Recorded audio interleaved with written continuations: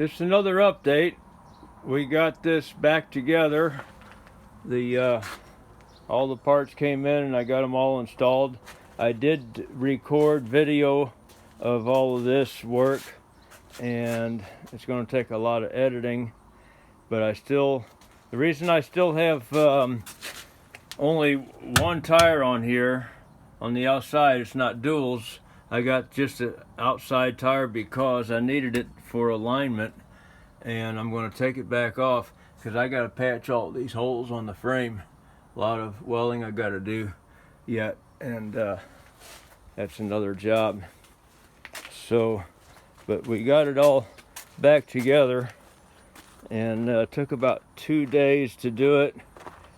Of course, I took a lot of breaks, and I just kind of worked on it off and on because it was pretty hot.